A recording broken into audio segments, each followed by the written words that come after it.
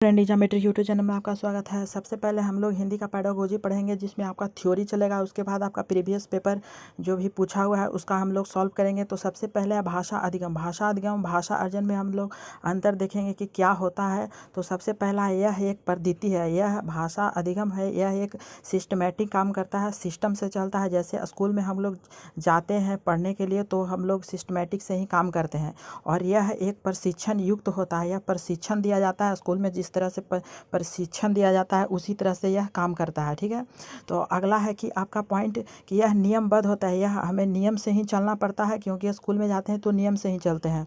और थर्ड है, यह व्यवहारिक रूप से रूपरेखा को स्पष्ट करता है, व्यवहार में परिवर्तन लाता है। तो भाषा अधिगम है। और एक है प्रयासपूर्ण रहता है, प्रयासपूर्ण, आपको प्रयास करते रहना है और अभ्यास करते रहना है, तो यह भाषा अधिगम हुआ। और यह भाषा अर्जन हम लोग कहते हैं तो सिंपल वे में आप कह सकते हैं कि यह बिना प्रयास के सीखा जा सकता है।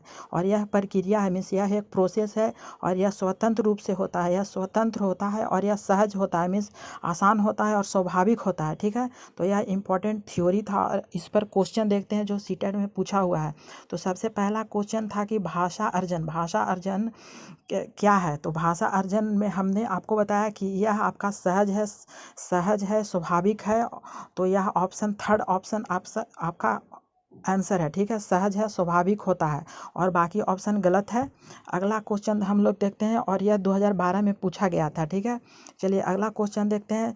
जो भी आपको थ्योरी बताया गया है उसी पर आपका क्वेश्चन भी है। ठीक है, तो देखिए 2012 में क्वेश्चन पूछा गया। तो सुमन बचपन से ही गुजराती बोल समझ लेती है। ठीक है, लेकिन वह विद्यालय कभी नहीं जाती है, विद्यालय वह कभी नहीं जाती है। यह उदाहरण है। तो यह किस पर उदाहरण है। तो हमने बताया है कि यह अर्जन का उदाहरण होगा। कैसे होगा, क्योंकि बिना प्रयास से सीखा जाता है। देखिए विद्यालय वह नहीं जाती है, लेकिन वह गुजराती बोल लेती है, समझ जाती है। तो यह भाषा अर्जन का ही यह प्रभाव है। ठीक है, चलिए अगला क्वेश्चन देखते हैं। तो यह क्वेश्चन है कि भाषा सीखने के लिए कौन सा कार्य सर्वाधिक महत्वपूर्ण है। ठीक है, तो भाषा सीखने, इसको हम कह सकते हैं भाषा अधिगम के लिए कौन सा कारक सबसे अधिक महत्वपूर्ण है। तो हमने बताया कि वह वातावरण होना चाहिए, उस जगह को सीखने के लिए समृद्ध भाषिक वातावरण होना चाहिए। तो यह ऑप्शन आपका सही है, बाकी आपका ऑप्शन गलत है। ठीक है, आपका सभी ऑप्शन गलत है। ठीक है, चलिए अगला क्वेश्चन देख लें हम लोग। तो यह 2013 में पूछा गया था और यह बहुत ही इंपॉर्टेंट प्रश्न है।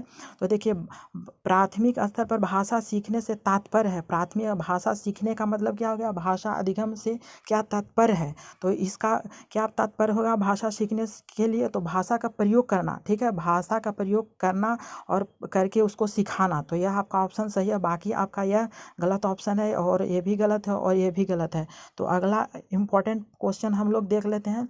भाषा अर्जन, देखिए भाषा अर्जन और भाषा अधिगम के संदर्भ में कौन सा कथन सही नहीं है। हमसे क्या पूछा गया, कौन सा सही नहीं है, बाकी आपको सब सही होगा। तो भाषा अर्जन सहज और स्वाभाविक होता है, बात सही है यह। जबकि भाषा अधिगम प्रयासपूर्ण होता है, तो हमने बताया था अधिगम प्रयासपूर्ण से होता है, तो यह बात सही है। भाषा अर्जन में भिन्न भिन्न संकल्पनाएं मातृभाषा में बनती है, तो यह भी सही है कि आप अर्जन में भिन्न भिन्न तरह से सीख सकते हैं। और थर्ड ऑप्शन क्या है, तो सांस्कृतिक विभिन्नता भाषा अर्जन। ठीक है, विभिन्नता भाषा अर्जन में होता है और अधिगम को प्रभावित करने वाला महत्वपूर्ण कार्य है, तो यह भी सही है। और यह आपका ऑप्शन गलत है। ठीक है, तो यह आपका ऑप्शन सही होगा। देखिए यह ऑप्शन क्या कहा है कि भाषा अधिगम में कभी भी अनुवाद का सहारा नहीं लिया जाता है, तो यह आपका ऑप्शन गलत है और यही आपका सही होगा। ठीक है, तो thank you watching for this video.